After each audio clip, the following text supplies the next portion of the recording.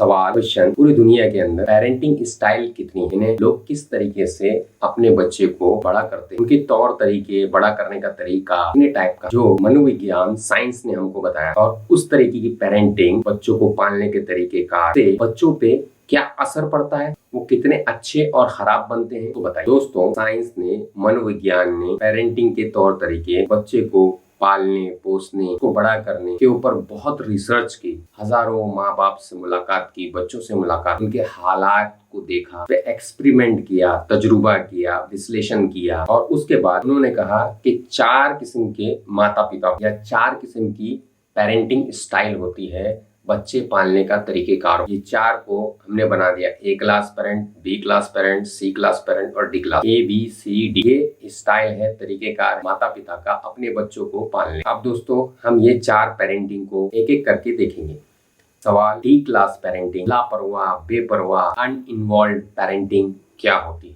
दोस्तों, D class parenting या लापरवाह, बेपरवाह माता पिता या उनके पेरेंटिंग करने का, बच्चों को पालने का तरीका, बिहेवियर ये होता है, इनके घर का माहौल ये होता है कि बच्चा आता है, घर में खाना वगैरह खाता है, कपड़े पहनता है, गंदे कपड़े धोने को देता है और फिर वो अपना खेल का सामान उठा के या किताबें उठा के घर से चला जाता। माता पिता कभी उससे कुछ नहीं पूछते हैं कि तू कहाँ जा रहा है, तूने आज क्या होमवर्क किया नहीं किया, तूने आज की पढ़ाई किया नहीं किया, स्कूल में क्या चल रहा है, क्या पढ़ा रहे हैं, एग्जाम कब है। माँ अपने बिजनेस में, टीवी में, मोबाइल में या कुछ भी उसने छोटा मोटा बिजनेस लगा के रखा है, धंधा लगा के रखा है, उसमें बिजी रहती है। बाप फादर भी घर में आते हैं, जाते हैं, खाना वगैरह खाते हैं, जो भी पैसे होते हैं वो देते हैं घर को चलाने, लेकिन उनको बच्चे से कुछ लेना देना नहीं, बच्चे को कुछ भी नहीं पूछते। तो बोलते हैं दोस्तों, लापरवाह, बेपरवाह पेरेंटिंग या अनइन्वॉल्व पेरेंटिंग। इन्वॉल्वमेंट नहीं है, बच्चे के साथ में ताज नहीं है, तो किसी भी किस्म की डिसिप्लिन नहीं सिखाई जाए कि सोशली इस तरीके से रहे, दूसरों से बोल चाल कैसे करें, उनको किसी भी किस्म का बिहेवियर, दूसरों से बातचीत करने का तरीका, दुनिया में रहने का, चलने का, बैठने का, उठने का, लोगों के बीच में मेल मिलाप से रहने का तरीका नहीं बताया जाता, नहीं समझाया जाता। उनको किसी भी किस्म का गाइडेंस, सपोर्ट माँ बाप की तरफ से नहीं। उनको ये नहीं सिखाया जाता अपने गुस्से, गम, परेशानी, टेंशन, स्ट्रेस को किस तरीके से कंट्रोल किया जाए। उनको किसी भी किस्म की नॉलेज, मालूमात नहीं दी जाती है कि किस तरीके से अपनी हेल्थ, वेल्थ, रिलेशनशिप, स्पिरिचुअलिटी, धर्म के बारे में मालूमात और ये चारों चीजों को किस तरीके से ऊपर ले जाया जाए, बढ़ाया जाए, बनाया जाए, उसके पीछे मेहनत की जाए, ये नहीं बताया। ना ही पेरेंट, माता पिता उससे इमोशनल बाउंडिंग बनाते, इमोशनल टच रखते, ना ही कोई प्यार, मोहब्बत, जोश और खरोश। बच्चा अच्छा काम करे तो उसको बढ़ावा देने वाली बातें नहीं बोली जाती है। बस बाप अपने मौजू में पड़ा हुआ रहता है, पैसे कमाने में, अपने बिजनेस में लगा हुआ रहता है। माँ अपने बिजनेस में, अपनी किट्टी पार्टी में, दोस्तों के साथ, मोबाइल पर, टीवी सीरियल्स में लगी रहती है और बच्चा बस खाता पीता है और अगर वो पढ़ा तो पढ़ा, नहीं पढ़ा तो नहीं पढ़ा, ऐसे ही काम चलता है। दोस्तों, इस टाइप की पेरेंटिंग डी क्लास पेरेंटिंग बोला जाता है, बेपरवाह, लापरवाह पेरेंट बोला जाता है या अनइन्वॉल्व पेरेंट बोला जाता है, साइंस की लैंग्वेज या मनोविज्ञान और साइकोलॉजी। अब दोस्तों, ऐसा क्यों हुआ कि जो माता पिता थे उन लोगों ने इस तरीके का स्टाइल अपनाया, तौर तरीका, रहन सहन का तरीका अपनाया? दोस्तों, साइंस इसकी पहली वजह बताती है कि उनके माँ बाप, जो माता पिता थे, उनके माता पिता ने उनकी पेरेंटिंग ऐसे ही की, लापरवाही वाली। इसलिए वो ये समझते हैं, वो पढ़े लिखे हैं, सब कुछ है, वो ये समझते हैं, वो ये सोच रखते हैं, ये माइंड सेट रखते हैं कि जो हमारा बच्चा है वो खुद से बड़ा बन जाएगा, बड़ा आदमी बन जाएगा। वो बोलते हैं, देखो धीरूभाई अंबानी, वो पेट्रोल पंप पे पेट्रोल भरते और वो कितने बड़े इंसान बन, वो खुद से बनते हैं, वो तकदीर से बनते हैं। लक होना बड़ा बनने के लिए, मालदार बनने के लिए, अच्छा इंसान बनने के लिए बहुत जरूरी, सब तकदीर से होता है। दोस्तों, ये उनके माइंडसेट बन गए हैं जो गलत है। तकदीर या लक क्या है, इसके ऊपर एक हमारा अलग से लेक्चर है, अगर आपको इंटरेस्ट हो तो आप हमको बोलिएगा तो हम उसका लिंक आपको दें। तो दोस्तों, तकदीर से सिर्फ हमारी मौत, हमारी पैदाइश और कुछ जरूरी चीजें हैं जो जुड़ी हुई, बाकी सब हमारी मेहनत। हम जितनी मेहनत करेंगे उतनी ऊंचाई पे जाएंगे। दोस्तों, इस प्रोग्राम में बहुत सी जगह पर हमने आपको ये बोला है कि आप अपने नसीब के खुद बनाने वाले हैं। तो दोस्तों, इस बात को समझने के लिए आपको ये समझना जरूरी है कि मैं खुद भी एक धार्मिक इंसान हूँ, धर्म को मानता हूँ और तकरीबन सब धर्म को मानता हूँ। और साइकोलॉजी और बहुत बड़े बड़े साइकोलॉजिस्ट, मनोवैज्ञानिक बोलते हैं कि धर्म बहुत अच्छी चीज है, क्योंकि धर्म की वजह से हम बहुत बड़ी बड़े टेंशन स्ट्रेस से बच जाते हैं और धर्म एक किस्म की एंटी डिप्रेशन या गम टेंशन स्ट्रेस भगाने वाली गोली की तरह काम करती है। तो दोस्तों धर्म के अंदर एक बहुत ही इंपॉर्टेंट चीज होती है, वो होती है नसीब, लक। दोस्तों इसके बारे में हमको समझना बहुत जरूरी है और आज हम इस बात पे बात करेंगे। दोस्तों भगवान अल्लाह गॉड ने नसीब बनाई हुई है और नसीब की दो किस्में। बहुत बड़े बड़े स्कॉलर्स, ज्ञानी, जानने वाले जो धर्म को पढ़ते हैं और उस पर एक्सपेरिमेंट विश्लेषण करते हैं, उन्होंने बताया है कि नसीब दो किस्म की है। एक तो है फिक्स नसीब, यानी जिसको हम बदली नहीं कर सकते, जो तय है गॉड की तरफ से, गॉड ने बोल दी है ये होगा। वो क्या क्या है? फिक्स नसीब में आती है कब बच्चा पैदा होगा और फिर वो कब मरेगा, वगैरह वगैरह बहुत सी चीजें हैं जो फिक्स नसीब में आती है। ये उसके पैदा होने की और मरने की जो तारीख है, डेट है, ये ऊपर से गॉड ने फिक्स कर दी है, इसको कोई बदली नहीं कर सकता है। इसको फिक्स नसीब बोलते हैं और इसका कुछ परसेंटेज है कि इतना परसेंटेज हमारी फिक्स नसीब है, वो परसेंटेज हम नहीं तय कर सकते। और एक होती है अनफिक्स नसीब। अनफिक्स नसीब जो होती है ये गॉड ने हमारे को दे दी है। हमको जिस्मानी, इन्हें फिजिकल ताकत दी, दिमाग दिया, ब्रेन दिया, माइंड यानी सोल दिया, रूह दिया, मन दिया और बहुत सारी ताकतें दी हमको सोचने की, फैसला लेने की, अच्छाई को जानने की, बुराई को जानने की। अच्छाई और बुराई को जानने के लिए हमको धर्म की किताबें दी, जैसे कुरान, बाइबल, पसना, गीता वगैरह। ये देने के बाद में इनको समझाने के लिए मौलवी, पंडित, पादरी वगैरह को हमको दी कि जो लोग हमको बोलते हैं, समझाते हैं कि देखो अच्छाई के रास्ते पे चलो, धन कमाना है तो ईमानदारी से कमाओ, बेईमानी मत करो, अच्छे काम करो, लोगों की भलाई करो, शराब मत पियो, नशा मत करो, इससे तुम बर्बाद हो जाओगे। तो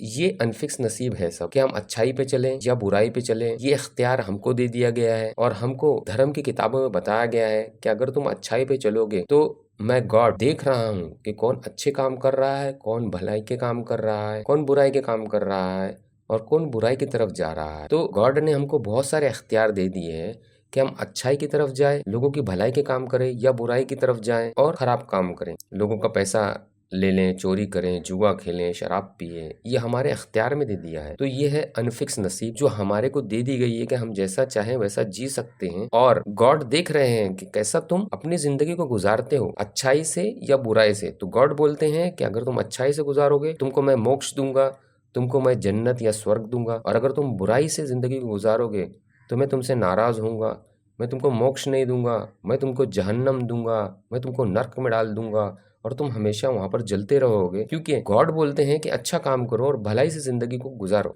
और यही चीज हमारी सब मजहब की किताबों में लिखी हुई। तो ये हो गई अनफिक्स नसीब। तो दोस्तों हम इसीलिए बोलते हैं कि अनफिक्स नसीब जो है, जो नसीब आपको दे दी गई है, जिसका इख्तियार दे दिया गया है, जिसको आपको बोल देगा कि तुमको जैसा करना है अनफिक्स नसीब में करो, गॉड ने बोले हुए हैं, उस नसीब के बारे में बोलते हैं हम हमेशा आपको कि आप अपनी नसीब के बनाने वाले हो तो मेहनत करो और नसीब को बनाओ अच्छे से। अब दोस्तों हमको करना क्या है? हमको ये करना है कि हमको हमारी हेल्थ यानी सेहत, वेल्थ यानी कि दौलत, मुनासिब दौलत कमाने के लिए, और रिलेशनशिप यानी रिश्तेदारी बनाने के लिए, और स्पिरिचुअलिटी ने धर्म को अच्छा बनाने के लिए हमको ये चारों चीजों के ऊपर मेहनत करनी है।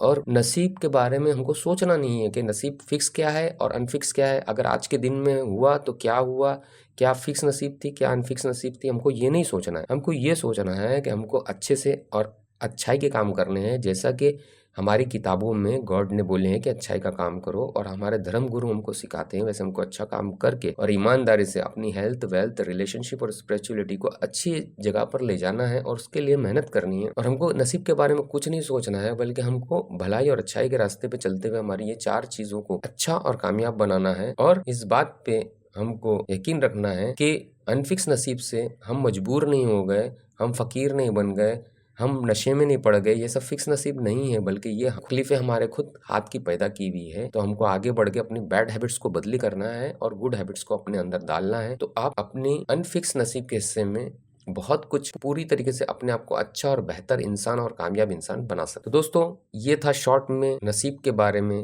कुछ मालूमात। अगर आपको लॉन्ग देखना है तो हमारे माइंड ट्रेनिंग के प्रोग्राम में जाएं और वहां पर टी नाम का हिस्सा जो है, जिसमें नसीब क्या है करके हमने बनाया हुआ है, वहाँ अच्छी तरीके से नसीब को पूरी तरीके से समझाया गया। धीरू भाई अंबानी ने कितनी मेहनत की है दिनों रात एक कर दिए, मार्केट से बहुत सारी नॉलेज इंजीनियर साइंटिस्ट की सूरत में खरीदी उन्होंने, तो वो लोग नहीं देखते। वो लोगों की सोच गलत होती है। वो समझते हैं कि कुछ भी किए बगैर हमारे बच्चे बड़े और अच्छे और बेहतरीन बन जाएंगे। दोस्तों, उसकी दूसरी वजह ये रहती है कि ये लोग इस तरीके से पेरेंटिंग करते हैं कि इनको खुद को नॉलेज नहीं है, मालूमात नहीं है, ये जिद्दी है, ये अपने आप को बदली नहीं करना चाहते हैं, ये नॉलेज को गेन नहीं करना चाहते हैं, लेना नहीं चाहते हैं, ये अपने मजों में, स्टिमुलस में, अपने बिजनेस में पैसा कमाने में मशगूल है।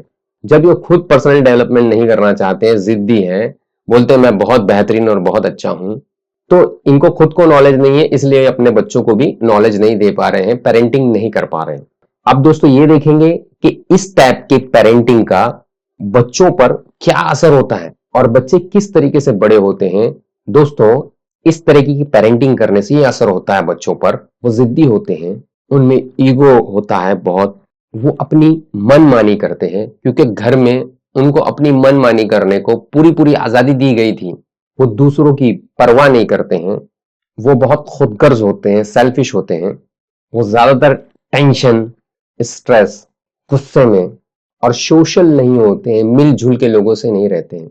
उनको अपने इमोशंस, गम, गुस्सा, परेशानी को कंट्रोल करना नहीं आता।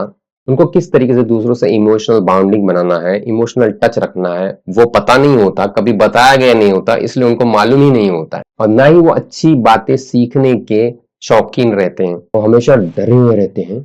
क्यों? क्योंकि उनको बचपन से फैमिली का कोई भी सपोर्ट नहीं मिला हुआ रहता है, इसलिए वो सोचते हैं कि मुझे अकेले ही इस दुनिया में तैरना है और मुझे अकेले ही हाथ पैर मार के अपनी जिंदगी को ऊंचाई पे ले जाना है। और दोस्तों, ये सब नेगेटिव इमोशंस होने की वजह से और नेगेटिव इमोशन को कंट्रोल नहीं करने की वजह से ज्यादातर ये देखा गया है कि ये लोग नशे की लत में, मिसाल के तौर पे गुटखा, तंबाकू, पान, सिगरेट या फिर बड़े नशे, चरस, गांजा, मॉर्फिन, हीरोइन वगैरह खराब नशों में पड़ जाते हैं, क्योंकि उनको बचपन से ये नहीं सिखाया गया कि हेल्थ, वेल्थ, रिलेशनशिप और स्पिरिचुअलिटी, ये चार चीजों को अच्छा बनाना हमारी जिंदगी का पहला नंबर गोल है और इनको अच्छा बनाने के लिए हमको ये चीजें करनी होती है। इस तरीके का जिंदगी में डिसिप्लिन रखना होता है। ये माता पिता ने उनको नहीं सिखाया, इसलिए दोस्तों वो नशे की हालत में पड़ जाते हैं, नशे की लत में पड़ जाते हैं। और अगर माँ बाप उस वक्त में थोड़ा सा जाग जाते हैं तो उनको वो रिहेबिलिटेशन सेंटर में, जहां नशा छुड़ाया जाता है,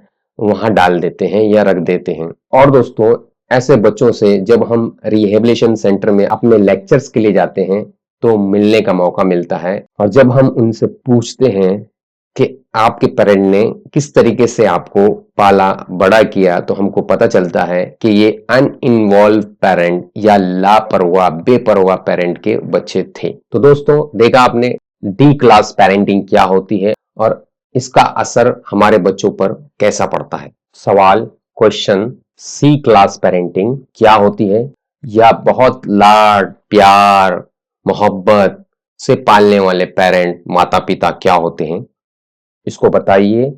और इस टाइप की पेरेंटिंग का बच्चों पे क्या असर पड़ता है उसको समझाइए। जवाब, दोस्तों, सी क्लास पेरेंटिंग या बहुत लाड प्यार से पालने वाले पेरेंट, माता पिता, या इस टाइप की पेरेंटिंग स्टाइल में ये होता है कि माता पिता बहुत ही नरम, सॉफ्ट होते हैं बच्चे के साथ में। बच्चे को पूरी आजादी दी जाती है।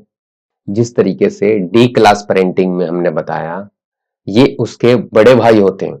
यहाँ घर में सब बच्चे को सहूलतें दी जाती है, हत्ता कि अगर पास में पैसे नहीं हो तो अपने सोने के जेवरात या अपनी चीजें बेच के बच्चों की ख्वाहिशात को पूरा किया जाता है, चाहे वो ख्वाहिशात एकदम खराब हो या गलत हो।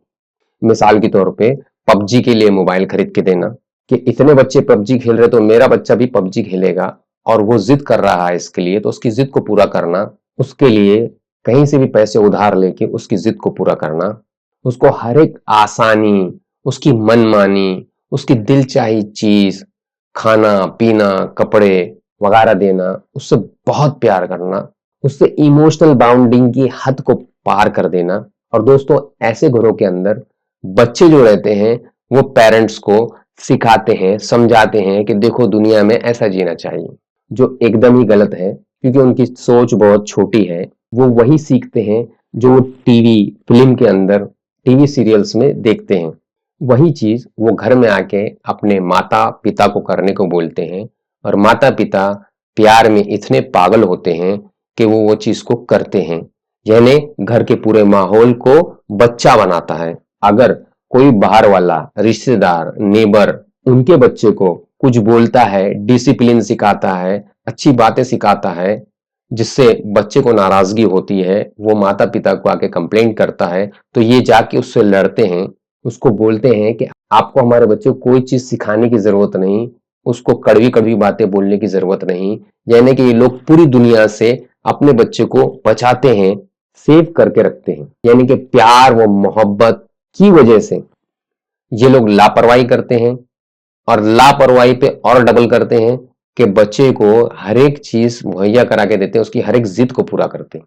तो दोस्तों, डी क्लास और सी क्लास तकरीबन तकरीबन सेम है, और डी क्लास से खराब पेरेंटिंग होती है सी क्लास। तो ये पेरेंट्स ने, सी क्लास पेरेंट ने इस तरीके की पेरेंटिंग क्यों की, क्यों ए क्लास पेरेंटिंग नहीं की, इसकी वजह क्या है?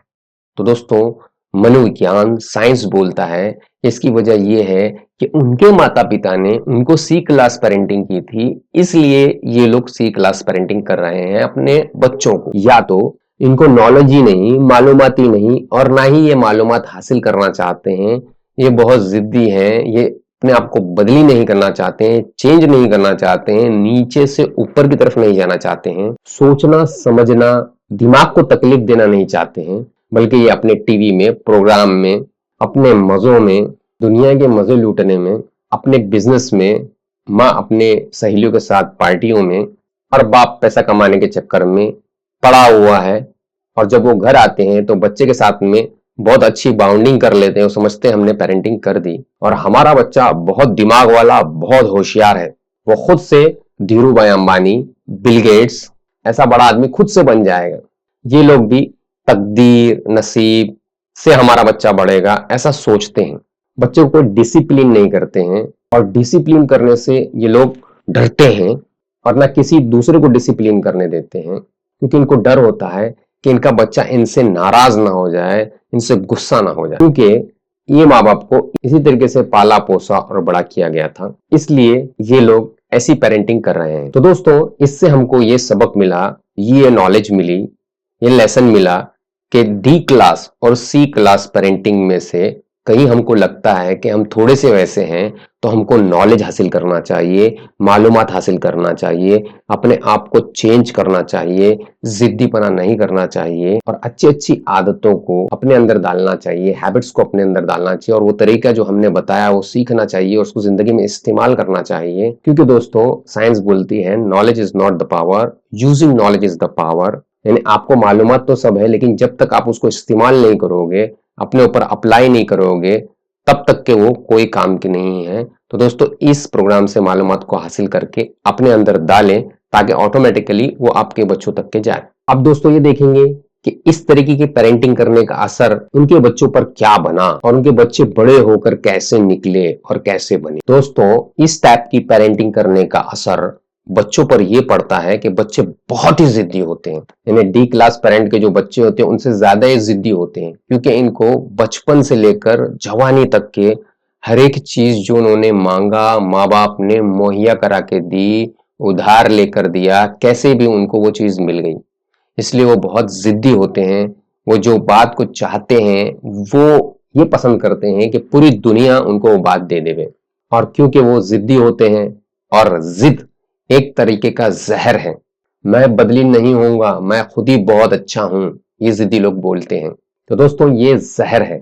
ये जहर की वजह से कभी भी इंसान नीचे से ऊपर की तरफ नहीं जा पाता, ना ही वो अपनी हेल्थ, वेल्थ, रिलेशनशिप, स्पिरिचुअलिटी में तरक्की कर पाता है, क्योंकि वो जिद्दी रहता है। यानी वो जहां पर है वही मैं सही हूं ऐसा सोचता है। तो दोस्तों, ये शख्स वो रहता है। काफी लोग काउंसलिंग के लिए ऐसे लोगों को हमारे पास लाते हैं, और हम उसको बहुत समझाते हैं, और उसकी प्रॉब्लम्स को, टाइप ऑफ पेरेंटिंग क्या थी उसके घर में, उसको देखते हैं, और बहुत सी चीजें उसको रिकॉर्डिंग्स वगैरह सुनने को देते हैं। लेकिन दोस्तों, हमने हमेशा देखा है कि वो कोशिश नहीं करता है अच्छा बनने के लिए, वो हमारी बताई हुई बातों को, बताए हुए टिप्स एंड ट्रिक्स को नहीं लेता है। वो बोलता है ये मम्मी और डैडी का दिमाग खराब हो गया है, मैं तो बहुत अच्छा हूँ। और दोस्तों, ऐसी पेरेंटिंग की वजह से बच्चे ज्यादा तरक्की नहीं कर पाते हैं, अच्छी जॉब, अच्छा बिजनेस नहीं कर पाते हैं, अपनी हेल्थ, वेल्थ, रिलेशनशिप और स्पिरिचुअलिटी को अच्छा नहीं बना पाते हैं। उनके रिलेशन अपनी वाइफ के साथ में, लोगों के साथ में, दुनिया वालों के साथ में अच्छे नहीं होते हैं। वो सबसे झगड़ा करते हैं ज्यादातर। वो अपने काम पर, जॉब पर ज्यादा दिन तक के टिक नहीं पाते हैं, क्योंकि वहां लड़ाई झगड़ा, खुदगर्जी, सेल्फिशनेस वो करते हैं। दूसरों की बातें नहीं सुनते हैं, क्योंकि कभी उन्होंने माँ बाप की बातें नहीं सुनी थी। इसलिए दोस्तों, ज्यादातर वो घर में रहते हैं, बेकार रहते हैं। और जवानी में जब उनके माँ बाप बूढ़े हो जाते हैं, तो ये उन माँ बाप के ऊपर बोझ बनते हैं। माँ बाप खुद कमा कर लाते हैं और बच्चे को बुढ़ापे में भी उसको खिलाते पिलाते हैं और उसके खर्च को पूरा करते हैं। और वैसे ही जैसा उन्होंने बचपन से लेकर जवानी तक उसको प्यार किया था, वैसे ही प्यार मोहब्बत करते हैं और खूब तकलीफ को झेलते रहते हैं। दोस्तों, ये बच्चा कोई भी फैसला नहीं ले सकता। इसको किसी भी किस्म का इमोशनल कंट्रोल, अपने जज्बात को, गुस्से को, गम को कंट्रोल करना सिखाया नहीं गया। क्योंकि अगर सिखाते माँ बाप तो ये बच्चा बुरा मान जाता, लाड प्यार खराब हो जाता। तो इसलिए उसको वो नहीं सिखाया गया। उसको ये नहीं बताया गया कि घर में कोई डिसिप्लिन होती है, घर में कब आया जाता है, कब जाया जाता है, कब सोया जाता है, कब उठा जाता है, कैसे अपनी हेल्थ को, वेल्थ को, रिलेशनशिप को अच्छा बनाया जाता है। ये सब नॉलेज उनको नहीं दी गई। क्यों? क्योंकि बच्चा नाराज हो जाएगा, इसलिए इसलिए उनको ये कुछ पता नहीं है। ना ही वो अपना फैसला ले पाते हैं अच्छी तरीके से, क्योंकि उनमें सेल्फ कॉन्फिडेंस नहीं होता है, खुद एतमादी, सेल्फ स्टीम इनका कमती होता है। यानी कि मैं इतना पावरफुल नहीं हूं कि मैं जॉब पा पाऊंगा, या मैं पावरफुल बन सकता हूं ये नॉलेज हासिल करके। दोस्तों, ये लोग ऐदी होते हैं, लेजी होते हैं, कामचोर होते हैं, घर का भी काम नहीं करते हैं। इन्हें कम से कम, तुम घर में पड़े हुए हो तो घर का जाके सामान तो लाके दो। यानी 30 साल का लड़का है जो घर में लेटा हुआ है, गेम पर, पबजी पे लगा हुआ है, माँ बूढ़ी है, वो कमा के भी ला रही है, काम भी करके ला रही है, और शाम को जाके बाजार खरीद के भी ला रही है, और दिन भर जो बच्चे ने गंदगी करके रखा हुआ है वो घर की सफाई भी कर रही है। ऐसा घर का माहौल रहता है सी क्लास वाले पेरेंट्स का, और इस तरीके से बच्चा बड़ा होता है और उसका असर ऐसा होता है। और दोस्तों, ज्यादातर वक्त पे हमने देखा हुआ है हमारे क्लाइंट्स के अंदर कि ऐसे बच्चों के डाइवोर्स भी बहुत आसानी से हो जाते हैं, क्योंकि जो वाइफ रहती है उसको किसी भी किस्म का पैसा या सपोर्ट अपने शोहर से नहीं मिलता, क्योंकि वो खुदगर्ज होता है, खुद अपने मजे में लगा हुआ रहता है। क्योंकि उसको बचपन से यही सिखाया गया, बेटा मजे कर, बेटा खुश रहे, और तेरे माँ बाप है तेरा पूरा टेंशन लेने वाले। तो दोस्तों, ये था सी क्लास पेरेंटिंग और उसका असर बच्चों पर। तो डी क्लास और सी क्लास, ये दोनों के अंदर बहुत सारी बातें आपको मिलती जुलती मिलेगी। तो दोस्तों, आप इस तरीके से हम ये पहचान सकते हैं कि किस टाइप की पेरेंटिंग करेंगे तो कैसा बच्चा हमको मिलेगा हमारा बड़ा होने के बाद, और वो बच्चा बुढ़ापे तक के कैसा रहेगा, इसके बारे में भी हमको नॉलेज, मालूमात हो गई। दोस्तों, इस तरीके के बच्चों को हमने रिहेबिलिटेशन सेंटर में देखा है कि जब वो रिहेबिलिटेशन सेंटर में इंटर होते हैं, यानी कि वो जब बहुत ड्रग्स, नशा करने लगते हैं, माँ बाप परेशान हो जाते हैं। घर में यहाँ हीरोइन पड़ी हुई है, वहां चरस गांजा पड़ा हुआ है, बच्चा हजारों रुपए इसमें उड़ा रहा है, माँ उधार ला ला के दे रही है नशे के लिए। तो दोस्तों, लोग परेशान होकर हमारे पास में काउंसलिंग के लिए आते हैं। हम उनको बोलते हैं अब काउंसलिंग हमारी काम नहीं करेगी, अब आपके बच्चे का एक ही रास्ता है, इसको उठाओ और ले जाके इसको रिहेबिलिटेशन सेंटर में डाल दो, जहां पर नशा छुड़ाया जाता है, जहां पर चरस, गांजा, शराब जैसे खतरनाक नशों को छुड़ाया जाता है। इसका यही एक रास्ता बचा हुआ है और यही कामयाब रास्ता है। तो दोस्तों, जब ये बच्चों को ले जाके रिहेबिलिटेशन सेंटर में डाला जाता है, तो हमने रिहेबिलिटेशन सेंटर वालों से बातचीत की हुई है कि भाई इस तरीके की पेरेंटिंग अगर किसी बच्चे की गई है, उसको आप किस तरीके से सुधारते हैं। तो उन्होंने हमको कहा कि सर, आप तो जानते ही हैं कि इनको सुधारने के लिए इनकी पहले पिटाई करना पड़ती है, ताकि ये हमारी बातों को माने। माँ बाप ने तो इनको इतने लाड प्यार से पाला है, ये पूरी दुनिया की बातें नहीं सुनते हैं। इसलिए रिहेबिलिटेशन सेंटर वाले पेपर पे लिखा के लेते हैं कि भाई आपके बच्चे को कल को कुछ हो गया, कोई तकलीफ हो गई, कुछ टूट फूट गया, तो उसके जिम्मेदार हम नहीं। और वो पेपर लिखा के लेने के बाद में दोस्तों, पहले ऐसे बच्चों की घुसते साथ में रिहेबिलिटेशन वाले खूब धुलाई करते हैं और उनको ये बोलते हैं कि हम तुमको जो डिसिप्लिन सिखाएंगे वो आपको मानना है। क्यों? क्योंकि आपके माँ बाप ने हमको लिख के दे दिया है कि हम तुम्हारे साथ में कुछ भी कर सकते हैं तुमको सुधारने के लिए। क्योंकि दोस्तों ये जो पुलिस का निज़ाम है, कोर्ट का निज़ाम है, ये इसीलिए रखा गया है जब बच्चे बड़े हो जाते हैं, 20 साल के ऊपर के हो जाते हैं, तो जब पुलिस उनको जेल में बंद करती है तो उनको शॉक लगता है एक किस्म का और वो सुधरने की राह पर चलते हैं। इसलिए दोस्तों हर देश के अंदर पुलिस, कोर्ट, कचहरी का निज़ाम है। तो दोस्तों हमने देखा है कि डी क्लास और सी क्लास के जो बच्चे रहते हैं जिनकी ऐसी पेरेंटिंग की गई है वो लोग रिहेबिलिटेशन सेंटर में जाकर बहुत से टाइम पे सुधर जाते हैं। तो दोस्तों इस मनोविज्ञान, साइकोलॉजी, साइंस की नॉलेज को इस्तेमाल करें।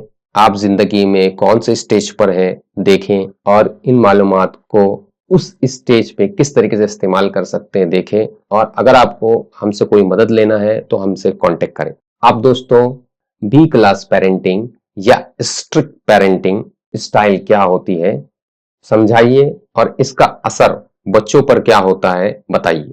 दोस्तों बी क्लास पेरेंटिंग में माँ बाप बहुत ही जालिम होते हैं, हिटलर होते हैं। वो एक डिसिप्लिन घर का बना देते हैं और बच्चे को बार बार वो डिसिप्लिन के बारे में बोलते रहते हैं, उसको हेरिटेट करते रहते हैं, उसको तकलीफ देते रहते हैं। एक जेलर की तरह उसको बोलते हैं कि भाई तुमको ये डिसिप्लिन पे चलना बहुत जरूरी है, तुम्हारी जान से भी ज्यादा जरूरी है। वो उस डिसिप्लिन पे नहीं चलते हैं तो उनको मारते हैं, पनिश करते हैं। अगर वो डिसिप्लिन के बारे में बच्चा कोई सवाल करता है तो उसको समझाते नहीं है कि बेटा ये डिसिप्लिन इसलिए बनाया गया, इससे तुम्हारे को ये फायदे हैं। वो बोलते नहीं, जो हमने डिसिप्लिन बना दिया उस पे तुमको अंधा भरोसा करना है, आंख बंद करके जो हमने बोल दिया वही डिसिप्लिन पे चलना है, ये तुम्हारा कर्तव्य है, ये मेरा ऑर्डर है। और अगर वो नहीं चलता तो उसकी खूब पिटाई की जाती है, उसको पनिशमेंट किया जाता है। सब बातें माँ बाप सोचते समझते हैं बच्चे के बारे में।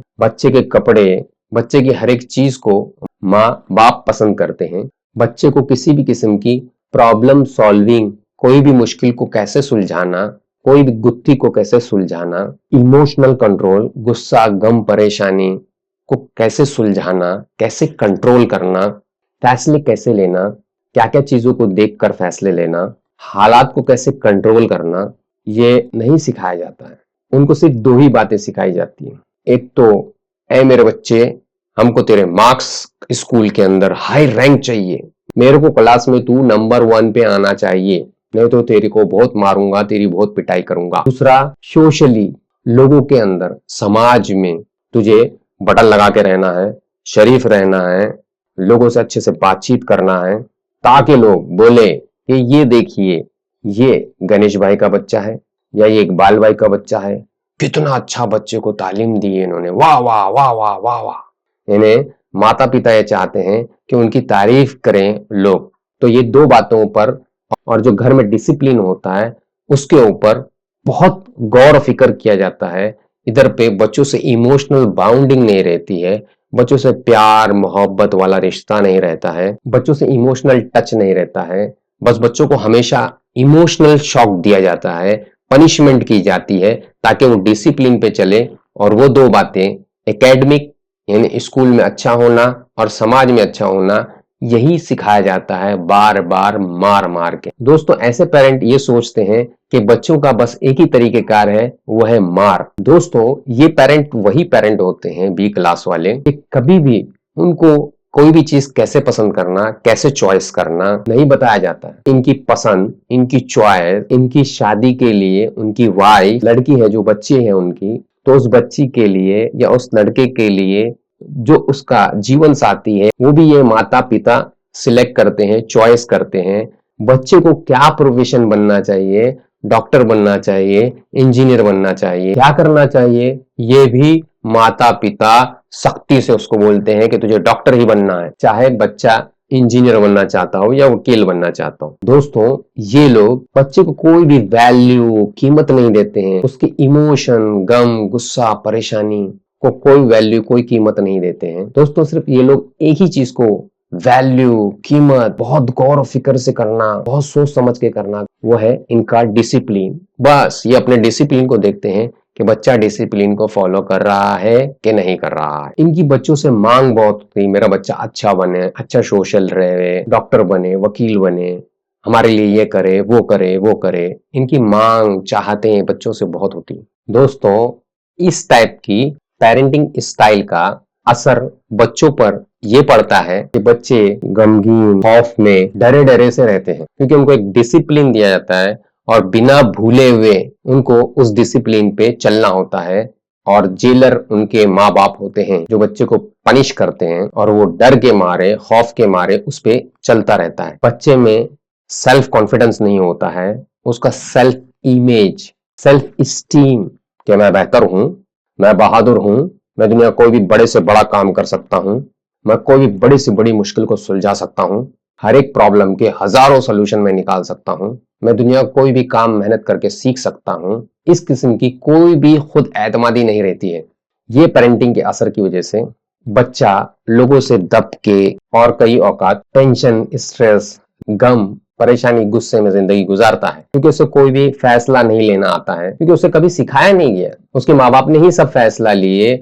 उन लोगों ने बच्चे के इमोशन पे, इमोशनल बाउंडिंग पे, इमोशनल टच पे कभी कुछ ध्यान नहीं दिए। ना उनको आता था, ना उन्होंने सीखने की कोशिश की, ना उसको वैल्यू दी, ना उन्होंने उसको समझा। दोस्तों, ये जिंदगी में ज्यादा तरक्की नहीं कर पाते हैं। ये अपनी प्रोफेशनल लाइफ, अगर डॉक्टर है तो डॉक्टरी तो करते हैं, लेकिन जान पे आगे करते हैं, क्योंकि मुझे तो पसंद नहीं था यार, मम्मी डैडी ने बोले तो मैंने कर लिया। ये अपनी मैरिज लाइफ में, अपनी शादीशुदा जिंदगी में भी कई वक्त खुश नहीं रहते हैं, क्योंकि यार ये लड़की तो मुझे पसंद ही नहीं थी, मुझे तो जूली पसंद थी, लेकिन ये मम्मी डैडी ने जबरदस्ती मेरे गले में बांध दिया। तो जॉब, बिजनेस मम्मी डैडी की पसंद से, शादी मम्मी डैडी के पसंद से, इसलिए शख्स, इंसान खुश नहीं है। ऐसे लोगों को हमने ज्यादातर देखा है, जब वो एक नौकरी पकड़ते हैं तो फिर वो नौकरी को छोड़ते नहीं है। वो नौकरी में कितनी ही तकलीफें हो, कितनी ही परेशानियां हो, कितना ही मारा जाता हो, परेशान किया जाता हो, हेरिटेट किया जाता हो, लेकिन वो बंदा, वो इंसान वो नौकरी छोड़ता नहीं है, क्योंकि उसमें इतना सेल्फ कॉन्फिडेंस नहीं है कि वो अपने हालात को, अगर गमगीन है, बेकार है, खराब है, तो उसको अच्छा बना सके, फैसला ले सके अपनी जिंदगी का, अपने हालात को जो खराब है समझकर उसको अच्छा बना सके। उसमें इतनी खुद एतमादी, सेल्फ कॉन्फिडेंस नहीं है, क्योंकि उसके सब फैसले उसके मम्मी डैडी ने लिए थे। तो दोस्तों, ऐसे बच्चे ज्यादा तरक्की नहीं कर पाते हैं, लेकिन इनमें ये खूबी होती है कि वो कोई भी डिसिप्लिन दिखाने के लिए, बताने के लिए, दुनिया को जाहिर करने के लिए बहुत अच्छे से ड्रामा करते हैं और बोलते हैं कि हम इस डिसिप्लिन को बहुत अच्छे से कर रहे हैं। तो दोस्तों, ऐसा क्यों हुआ कि ये पेरेंट ने ऐसी बी क्लास पेरेंटिंग की? क्योंकि दोस्तों, साइंस बोलती है,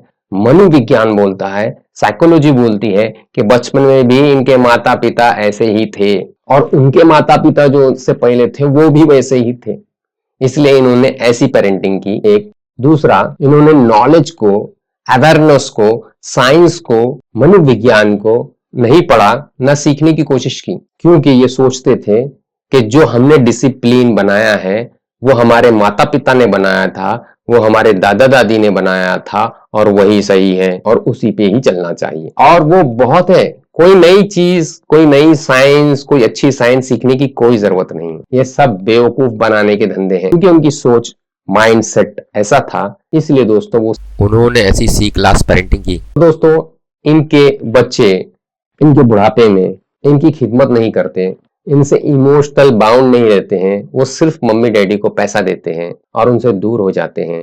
उनको कोई इमोशनल सपोर्ट, इमोशनल मदद नहीं करते हैं, क्योंकि माँ बाप ने कभी उनसे इमोशनल बाउंडिंग नहीं की, इमोशनल टच नहीं किया, या कोई ऐसा इमोशनल बाउंडिंग वाला रिश्ता नहीं बनाया। तो इसलिए बुढ़ापे में उनको इमोशनल सपोर्ट नहीं मिल रहा है, जो पैसे से नहीं खरीदा जाता। दोस्तों, दुनिया में बहुत सी चीजें हैं जो पैसे से नहीं खरीदी जा सकती, जैसे प्यार, इमोशनल बाउंडिंग, इमोशनल सपोर्ट है। आज बुढ़ापे में उनको इमोशनल सपोर्ट की जरूरत है।